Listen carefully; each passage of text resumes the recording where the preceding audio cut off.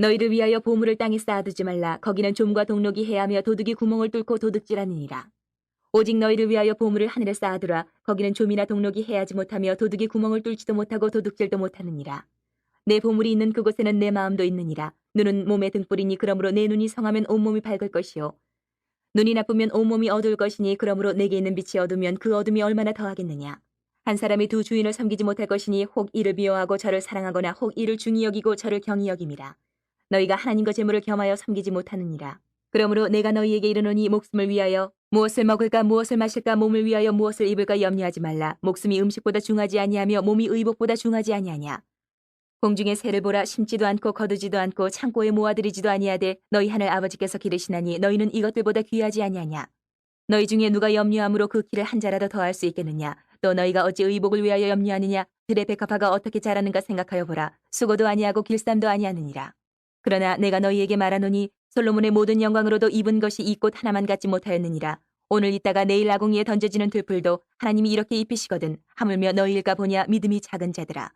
그러므로 염려하여 이르기를 무엇을 먹을까 무엇을 마실까 무엇을 입을까 하지 말라. 이는 다 이방인들이 구하는 것이라. 너희 하늘 아버지께서 이 모든 것이 너희에게 있어야 할 줄을 아시느니라. 그런즉 너희는 먼저 그의 나라와 그의 의의를 구하라. 그리하면 이 모든 것을 너희에게 더하시리라. 그러므로 내일 일을 위하여 염려하지 말라. 내일 일은 내일이 염려할 것이요 한날의 괴로움은 그날로 족하니라. 예수님처럼 산다는 것은 무엇인가? 라고 제목을 정했습니다. 여러분, 예수님처럼 사는 게 뭘까요? 우리한테 예수님 빼고 뭔가 말하는 것은 참 썰렁하잖아요. 그리스도인에게.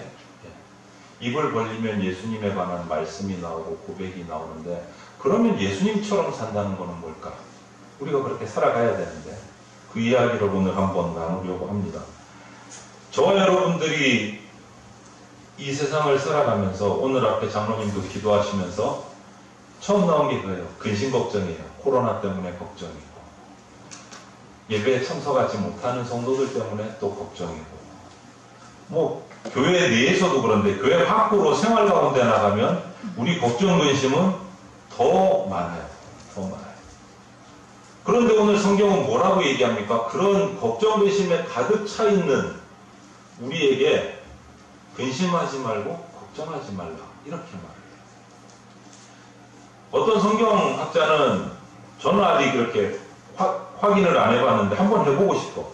신구약에 걸쳐서 이 근심하지 말아라, 걱정하지 말아라, 이 말이 신구약을 다 이렇게 확인을 해보니까 365번이 나온대요.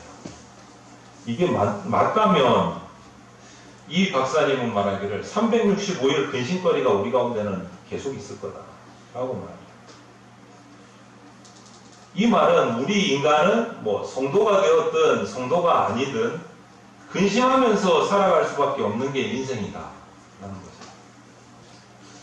그럼에도 불구하고 예수님은 오늘 25절에 뭐라고 말씀하십니까? 무엇을 먹을까? 무엇을 마실까? 무엇을 입을까? 염려하지 마라, 이렇게 얘기하세요. 사실 성경의 기록을 살펴보면 이 문제가 이 말씀을 하신 예수님에게도 당장 정말 중요한 관심거리였어요. 예수님에게도 입고 먹고 마시고 하는 것이 정말 근심이었어요. 걱정거리였어요. 오늘은 어떻게 먹어야 되나? 오늘은 어디서 자야 되나? 무엇을 입고? 예수님께도 근심거리였어요. 이 당시에도 너무 자연스러운 근심인 거예요, 이거는. 여러분, 우리가 잘 아는 오병이어 사건을 한번 기억을 해보세요. 예수님을 따르던 수많은 백성들이 날이 저물었는데도 예수님의 말씀을 듣다가 집으로 갈 생각을 하지 않아요. 제자들이 이제 말씀 끝났다고, 설교 끝났다고 다 집에 돌아가셨다가 주무시고 내일 또 오세요 이렇게 하는데도 갈 생각이 없어요. 그러는 제자들을 불러다가 예수님이 뭐라고 말씀하십니까? 저들에게 먹을 것을 주라, 이렇게 얘기를 하세요. 집으로 돌아가도 어차피 먹을 게 없는 가난한 무리들을 그냥 보내실 수가 없었던 겁니다. 제자들에게 먹을 것을 주라. 근데 정작 제자들이라고 뭐 먹을 게 있습니까? 없어요. 그 결과 어떤 기적이 일어납니까? 그 굶주리고 가난한 백성들에게 오병이어의 기적을 일으키셔서 배불리 먹게 해주세요. 그리고 그 기적을, 그 맛을 본 백성들이, 소문을 들은 사람들이 더 많이 찾아오는 거죠. 예수님께 더 많이 몰려듭니다. 이런 상황에서 예수님은 왜, 아니 없으면 기적 한번 짠 하면은 촥 배불리실 수 있는데 왜 무엇을 먹을까 염려하지 말라고 하셨을까? 왜 또 무엇을 마실까 염려하지 말라고 하셨을까? 예수님 계속 기적 베풀어 주실 건가? 여러분 성지순례로 혹시 다녀오신 분은 가보셔서 알겠지만 이 유대 땅은 물이 정말 귀한 지역이에요. 물이 정말 귀합니다. 그래서 기록을 살펴보면 성경에 우물에 관한 이야기가 정말 많이 나와요. 아무 곳에서는 물을 구할 수 없었기 때문에 이 유대 사람들에게 우물이라는 것은 너무너무 생명과 삶과 직결되는 중요한 거예요. 그래서 성경 외에 이스라엘의 역사적인 기록들을 살펴보고 관습들을 살펴보면 우물을 발견해서 우물을 하나 파게 되면 우물을 성문 바깥쪽에 두게 해요. 성문 안에 두지 않고. 그 이유는 뭐냐? 지나가는 나그네가 물을 마실 수 있도록 하기 위한 배려예요. 성 안에 들어오지 않고도, 성문 안에 들어오지 않고도 길 가다가 물을 마실 수 있도록 우물을 성 밖에다가 위치하도록 해요. 이렇게 물이 귀한 때 예수님은 무슨 생각으로 도대체 무엇을 마실까 염려하지 말라 하셨어요. 또 입을 옷은 어때요, 여러분? 입을 것도 걱정하지 말라 하시잖아요. 여기서 입을 것이라는 것은 겉옷을 주로 말합니다. 유대에서 겉옷. 그 당시 그 땅, 요즘에도 비슷하지만 그 기후가 주간에는 뜨거운 햇볕이 내리쬐니다. 제가 갔을 때 제가 경험한 기온은 거의 37도까지 올라가더라고요. 37도까지. 그러니까 햇볕에 서 있으면 화상을 입어요. 피해 다녀야 돼요. 긴 소매 옷을 반드시 입어야 되고 모자를 반드시 뒤집어 써야지 화상을 입지를 않아요. 그런 주간의 날씨가 또 해가 떨어지고 밤이 되면 10도 이하까지 떨어져요. 10몇 도, 10도까지 떨어져요. 37도, 40도까지 올라가는 날씨가 10도 정도 떨어지면 우리 영하 20도처럼 추운 거예요. 이 사람들한테. 감당이 안 되는 날씨인데. 그때 겉옷이 필요해요. 이 겉옷이 없으면 10도에 동사를 하는, 얼어 죽는 경우가 생겨요. 낮에는 이 겉옷을 뒤집어 써야 화상을 입지 않고 밤에는 이 겉옷을 입어야 동사하지 않을 수 있는 거예요. 너무너무 중요한 거예요. 이 옷은. 그런데 그 옷을 걱정하지 말아라. 무엇을 입을까 걱정하지 말아라.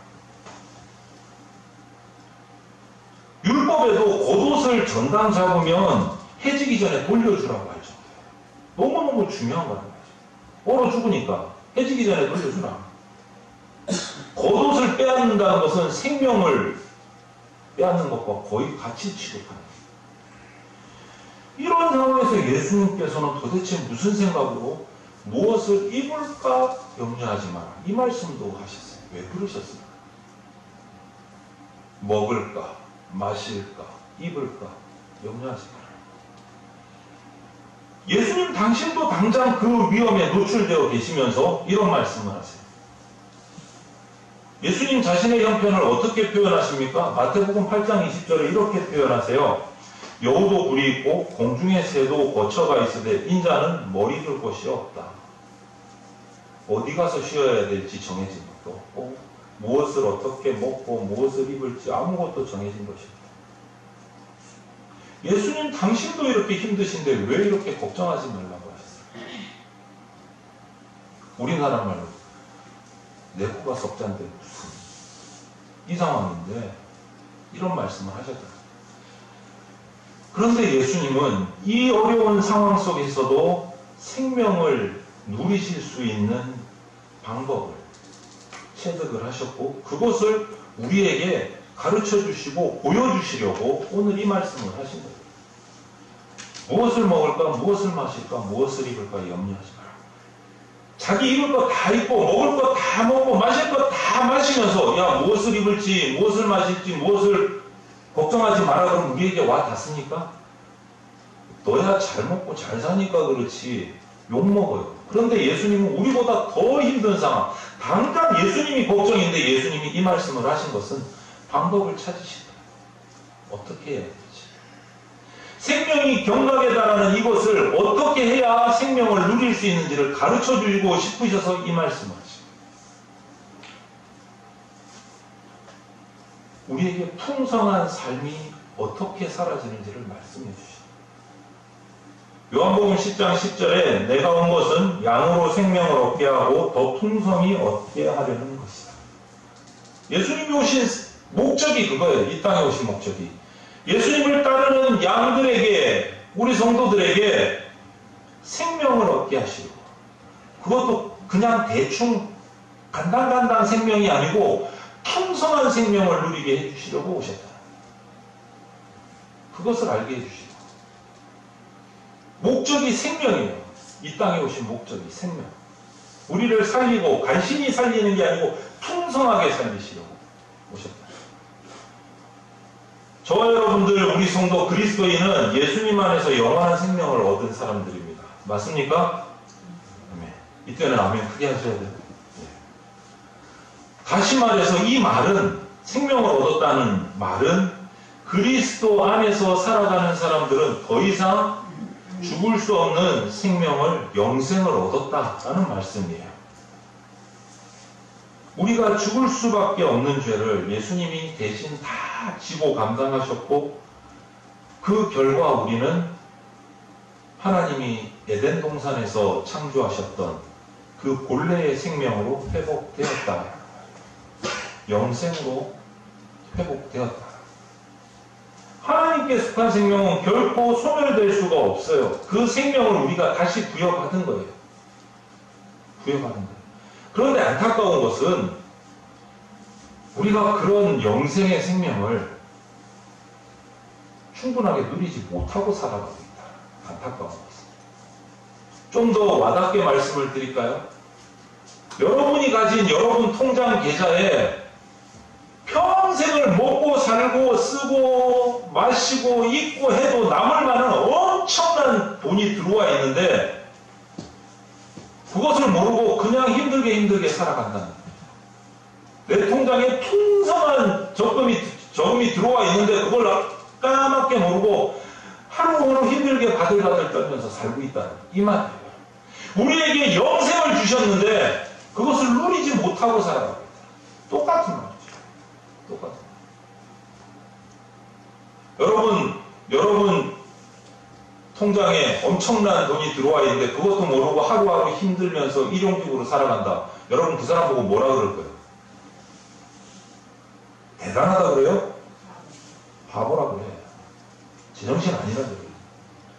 영생을 얻었는데 영생을 누리지 못하고 살아가면 그 사람 뭐라 불러야 돼요? 바보 천치야. 바보 천치야. 똑같은 거. 이유가 뭐냐? 그러면 그렇게 모르고 살아가는 이유가 뭐냐? 누리지 못하는 이유가 뭐냐? 걱정과 염려가 너무 많기 때문에. 예수님께서는 그것을 너무 답답하신 거예요. 생명의 풍성함을 누리고 살아갈 수 있는데 그렇게 살지 못하는 우리의 모습이, 양들의 모습이 너무 답답하신 거예요. 그래서 그것을 보여주시기 위해서 오늘 본문의 말씀을 하신 거예요. 그것을 깨닫게 해주시려고.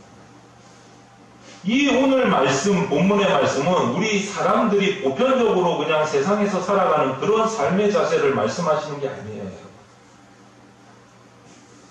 이미 영생을 얻었고 그 생명을 누릴 수 있는 사람들을 향해서 특별하게 하신 말씀이에요. 그 사람들이 누굽니까? 성도, 그리스도인, 저와 여러분들에게 하신 말씀이에요. 모든 사람에게 하신 말씀이 아닙니다. 특별하게 예수 그리스도를 믿은 그리스도인들에게, 우리에게 주신 말씀이에요. 여러분 기억하시고 들으셔야 돼요. 여러분, 이 말씀은 이방인들, 예수님을 알지 못하는 사람은 염려할 수밖에 없지만 구원받은 사람은 그렇게 염려하면서 살지 않아도 된다라는 말씀. 여기서 이방인, 하나님을 주인으로 모실 줄 모르는 사람들을 아니죠. 반대로 우리는 하나님을 주인으로 모시면서 살아가는 사람들이에요. 이 두 무리의 신분의 차이가 분명해요. 하나님을 모르고 살아가는 사람들, 하나님을 주인으로 모시면서 살아가는 사람들, 신분이 분명히 차이가 나요. 신분이 차이가 나면 삶의 방식도 당연히 다를 수밖에 없어요. 신분이 다른데 어떻게 똑같은 방식으로 살아가요, 여러분? 다른 거예요. 통장의 잔고가 0인 사람과 통장의 잔고가 수십억, 수백이건 수백억인 사람이 살아가는 방법이 같을 수 있어요, 여러분? 아니요, 달라요. 같을 수가 없는 거예요. 하나님을 모르는 자와 하나님을 주인으로 섬긴 사람들이 어떻게 같은 방식으로 살아요? 같을 수가 없어요. 같을 수가 없어요. 하나님을 주인으로 모시지 않은 사람들은 자기가 인생의 주인이 됩니다. 자기 인생은 자기 거예요. 그러니까 모든 인생을 자기가 책임져야 돼요. 그러면 뭐가 생겨요? 근심이 생겨요. 걱정이 생겨요. 괴로움이 생겨요. 그 모든 문제를 누가 해결해야 돼요? 자기가 해결해야 돼요. 너무 힘든 거예요. 인생이.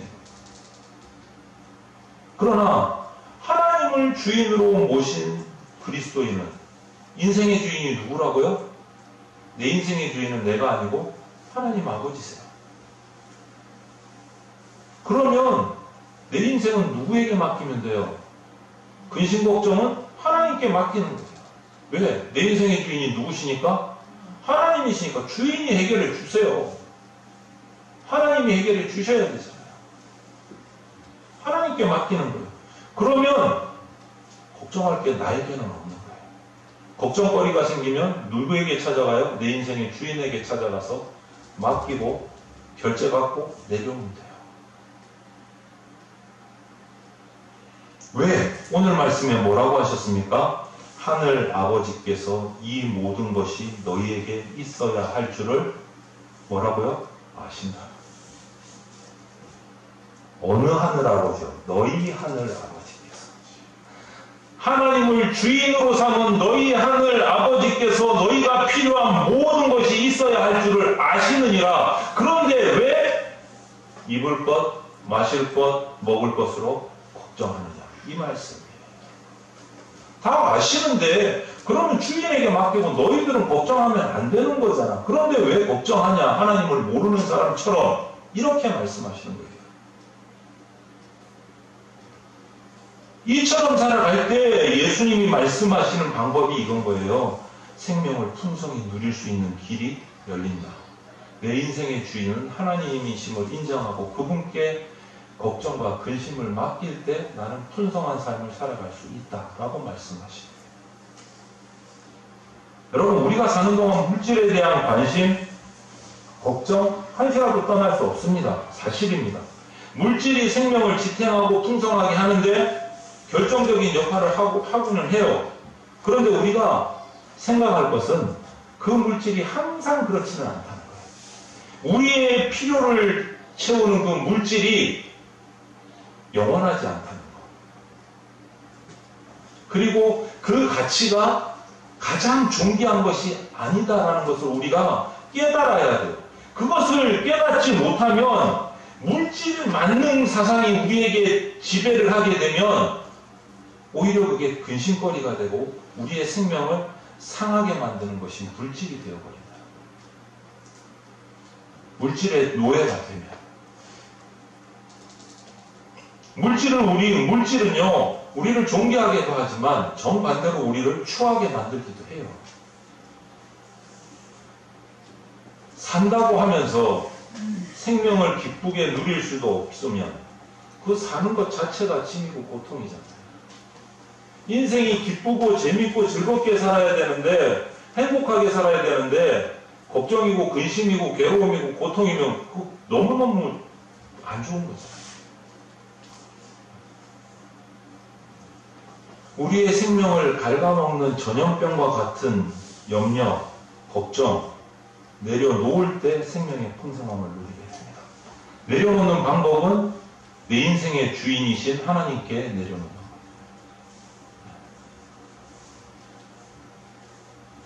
그러면 여러분 어떻게 이 물질이 필요하기는 한데 어떻게 유용하게 물질의 그 성질대로 잘 사용할 수 있을까?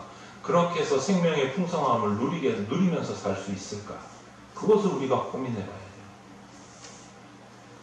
먼저 주님과 함께 물질을 관리하는 방법을 배워야 돼요. 그러려면 주 안에서 물질을 관리하는 방법을 배워야 돼요.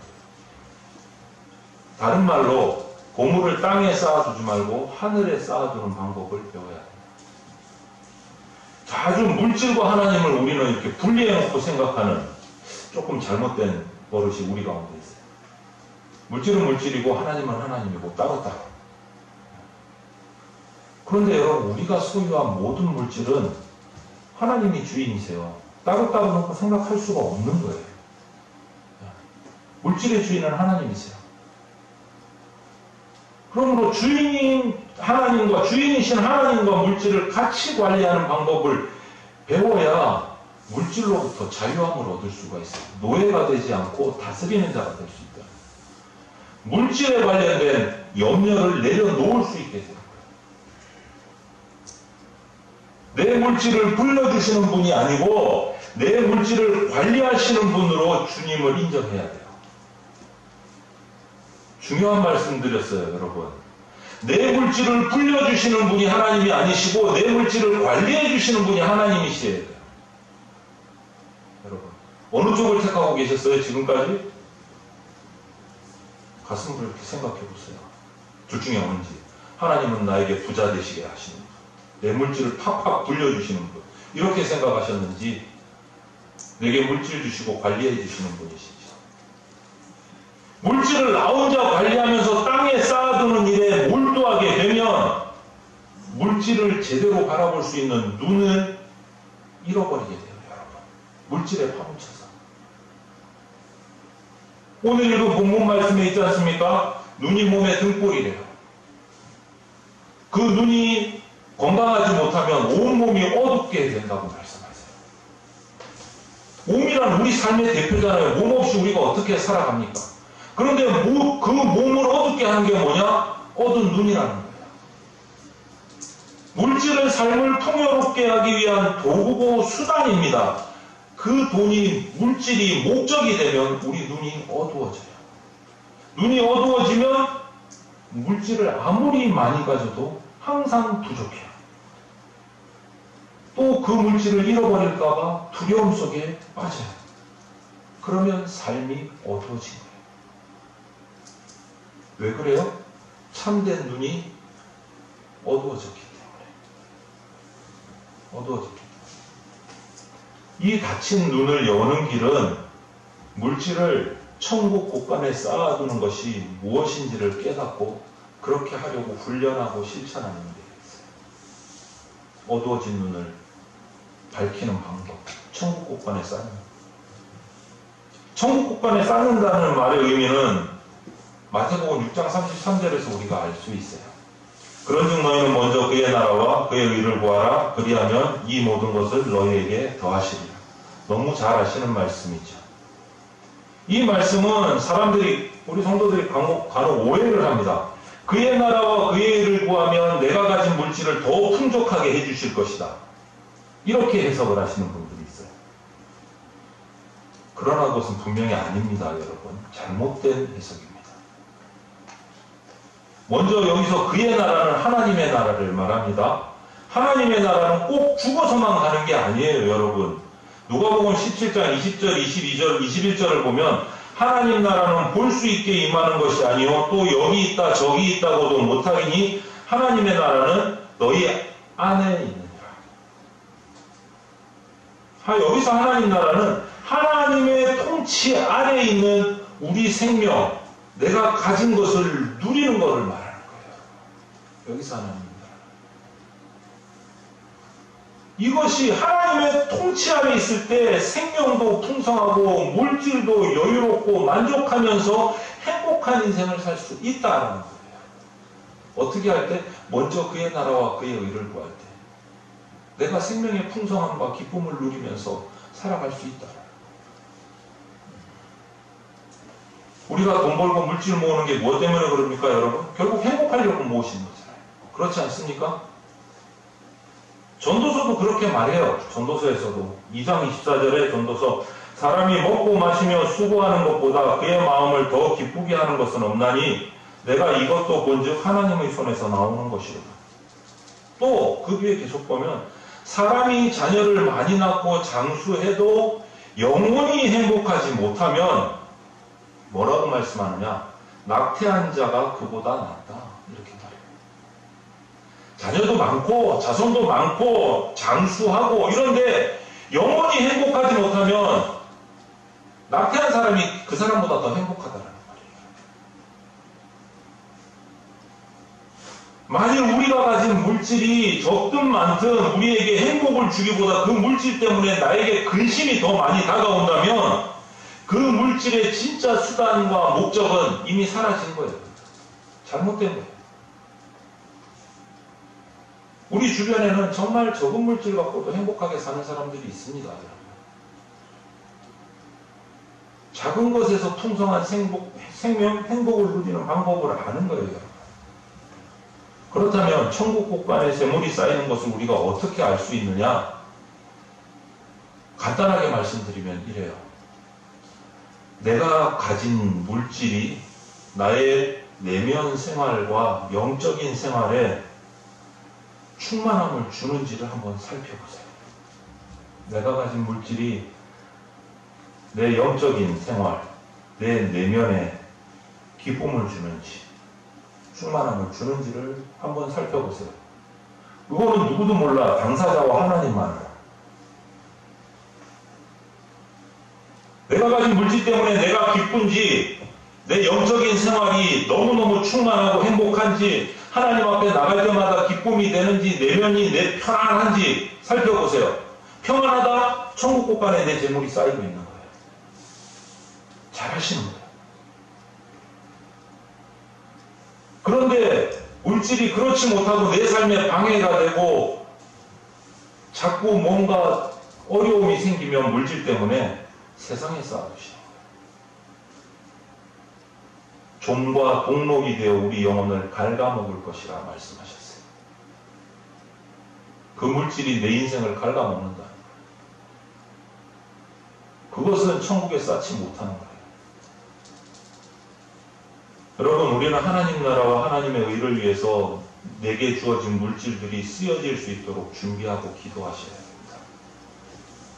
우리가 가진 물질로 내 주변의 지체들이, 사람들이 행복해지는지 불행해지는지를 보면 내 물질이 천국에 쌓이는지 쌓이지 않는지를 알 수 있어요. 내가 부자 된 것이, 내가 가지고 있는 것 때문에 내 주변 사람들이 행복해지느냐, 즐거워지느냐, 아니면 반대로 괴로워하고 어려워하느냐. 그것이 천국은 홀로 사는 곳이 아닙니다, 여러분. 더불어 사는 곳이에요. 천국 하면 떠오르는 것이 이상적인 공동체란 말이에요.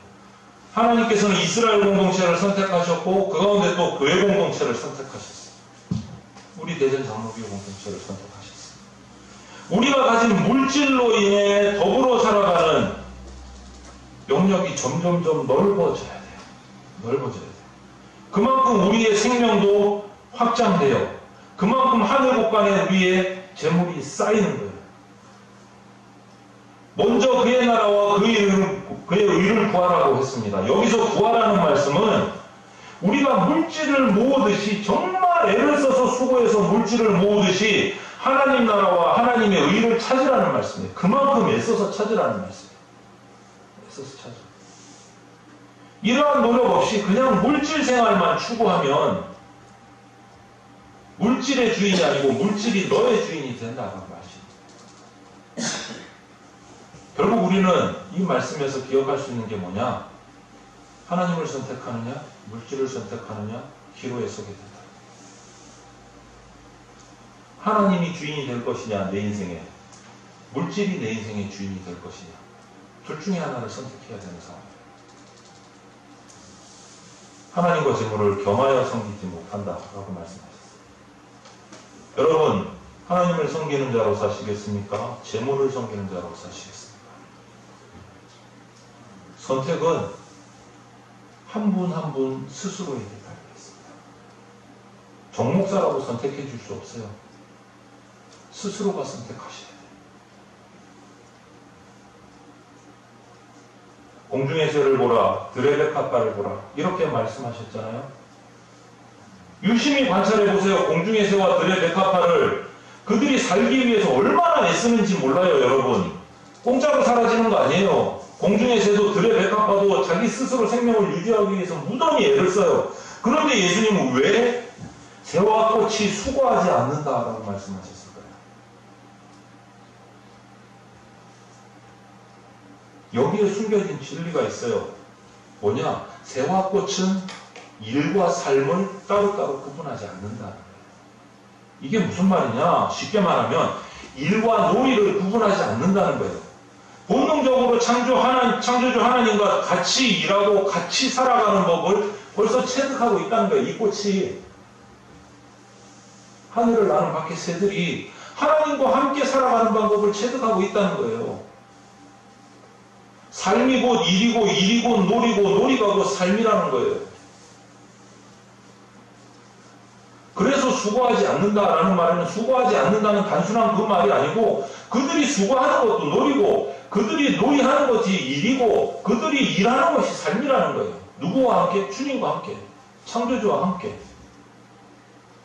여러분, 일 따로 살 따로라고 생각을 해보세요. 일하는 것이 얼마나 힘들겠어요. 이 일이 빨리 마치면 내가 집에 가서 푹 쉬면서 내 시간을 즐길 텐데.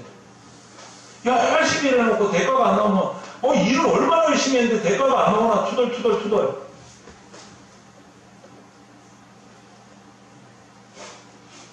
꼭 보상을 받아야 되겠고 안 그러면 염려, 근심, 걱정이 막 생기고. 그런데 여러분, 주님과 함께 살아가면서 주님과 함께 일하면서 주님과 함께 놀면서 너무너무 행복하잖아요. 그런데 거기다가 물질까지 주어져. 이거는 보너스인 거예요. 더 기분 좋은 거예요. 그냥 주님과 사는 게 행복하고 즐거운데 거기에 물질까지 주어져. 이거는 덤인 거예요. 덤. 여기서 기쁨이 생기는 거예요. 여러분, 인생은 결과가 아니라 과정입니다. 과정에서 행복을 느낄 때 결과는 감사와 기쁨으로 찾아오는 거예요. 내가 평생을 어떻게 살았는데 지금 이 모양 이 꼬라지로 살아야 되나? 이러면 정말 불행하고 힘든 삶이 되는 거예요. 평생을 주님과 함께 살아왔는데 주님 나를 이렇게 은혜 베풀어서 이 시간까지 오게 해주셨는데 앞으로도 주님 같이 해주실 것이다. 이게 기쁨인 거예요. 마음의 즐거움은 얼굴을 빛나게 하여도 마음의 근심은 심령을 상하게 하느니라. 잠언 15장의 말씀이에요. 근심은 영혼을 상하게 해요, 여러분. 풍성한 삶을 방해해요. 성도 여러분, 근심할 일이 있으면 우리가 할 수 있는 데까지 최선을 다하고 나머지는 하나님께 맡기십시오. 그리고 말씀 가운데 조용히 묵상하십시오. 말씀 가운데 머무르십시오. 걱정하고 근심해서 해결될 문제가 아니면 하나님께 맡기고 그 시간 동안 하나님 앞에 기도하십시오. 내가 할 수 있는 일이 있으면 최선을 다해서 하시고 내 능력을 벗어나는 일을 하나님께 맡기라. 그러면 하나님이 일하시는 것을 보게 되실 거예요. 내가 최선을 다하고 그 다음에 그 나머지를 하나님께 맡기면 하나님이 그 빈 곳을 채워가시는 모습을 경험하게 되실 거예요.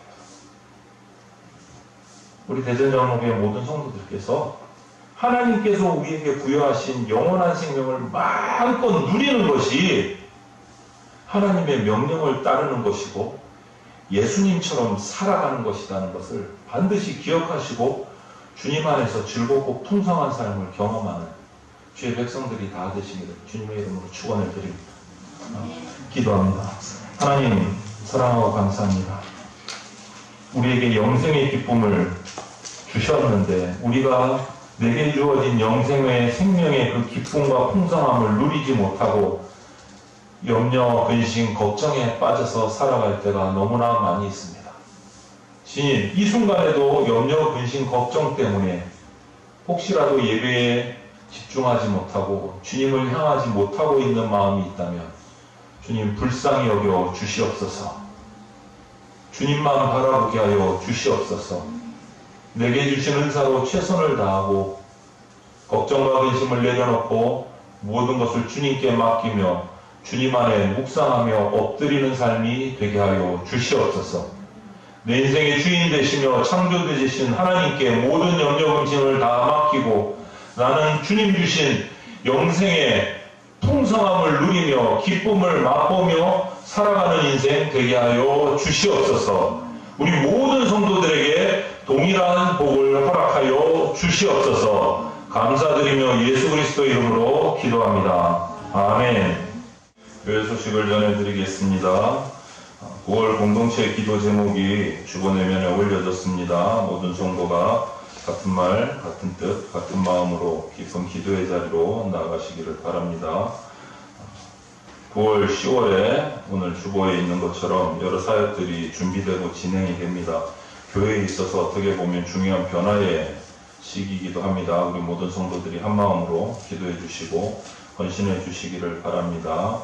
9월 6일 아직 정확한 일정은 안 됐는데 추석 전 6일부터 18일 2주간의 목양실 리모델링 작업이 있고 10월 1일 제가 이사를 하고 10월 2일 토요일 위임식 준비를 위해서 예배당 대청소를 할 것입니다. 그리고 10월 4일에 담임목사 위임식이 대전 장로교회 주최 재관 서울로의 주관으로 위임식이 이곳에 우리 교회에서 이루어집니다. 그래서 여러분들이 기도하시고 준비해 주시기를 바랍니다. 위임식은 저의 위임식이 아니고 저와 저희 부부와 우리 대전교회가 같이 하나님을 섬기기로 약속하는 것이 위임식입니다. 그래서 우리 교회 전체의 중요한 예식입니다. 그래서 우리가 한 마음으로 전부 다 헌신해 주시고 준비해 주시면 감사하겠습니다. 그리고 어제 주보에는 따로 실지 않았는데 어제 우리 김순덕 집사님 장녀 결혼식 또 이렇게 기도해 주시고 또 참석도 해 주시고 감사를 드리고 오늘 또 김순덕 집사님 가정에서 예배 마치고 떡을 준비하신 것 같아요. 나가시면서 같이 또 축하해 주시고 떡도 나누시고 이렇게 기쁜 시간을 가지시면 좋겠습니다. 그리고 총회 소식을 알려드립니다. 제103회 재검교단 정기총회가 9월 14일 화요일 오전 11시부터 마산 재검교회당에서 개최가 됩니다. 이 총회를 통해서 하나님의 음성을 듣고 지혜를 얻을 수 있고 또 순종하기를 결단하는 우리 재검교단이 될 수 있도록 총대들을 위해서 기도해 주시기를 바랍니다.